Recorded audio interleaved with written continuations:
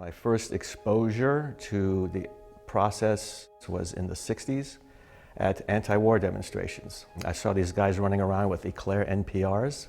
I said, yeah, I want to be one of those guys. There was an ad in American Cinematographer. That's how I got my start in camera out here. I had only been a second for like a couple of years, and I was like kind of pushed into it, and I was not ready. I didn't think I was ready, but of course you never think you're ready. My early mentors were Craig Denault and Ray Delamotte, and with Ray I started on Audrey Rose. This was like a dream come true. Here I am working on a big, Hollywood movie, and I had just decided I wanted to do this like a couple of years prior. They put me on a lens, on a long lens. They said, you do it. They were all laughing because I was like literally just petrified, and I still am to some extent.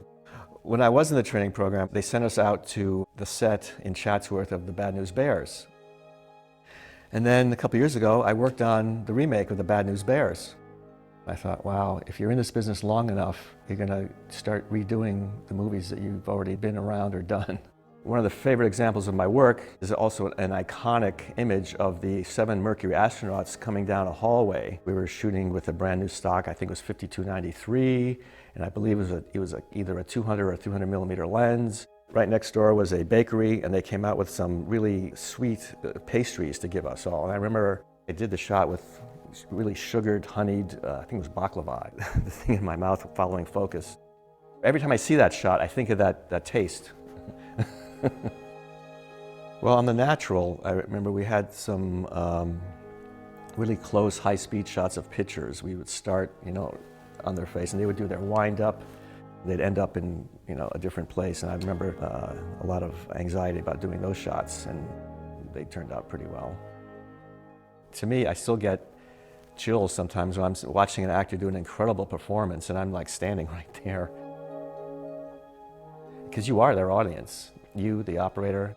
On Master and Commander with Russell Crowe, one of the very first shots, he did it one way. And then he came up to me and he leaned over and he said, okay, on this one, I'm gonna just lean in a little more. And I'm like, oh, okay, thanks. Steve Martin will laugh if you say something that's really funny. And I had a great relationship with him. And he gave me one of the greatest gifts at the end of Pennies from Heaven that I've ever gotten. It was a picture of him, and it said, "Dear Alan, your work on Pennies will long be remembered. Thanks for everything." And it's completely out of focus.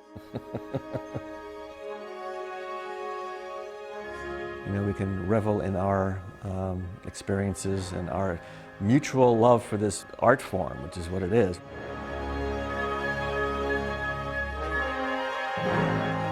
You're just this one big family doing this project. It's like Cheers, everyone knows your name. I made a contribution, and it's nice to get that recognition. This organization and this event help remind us that we do have a place, and it's an important place.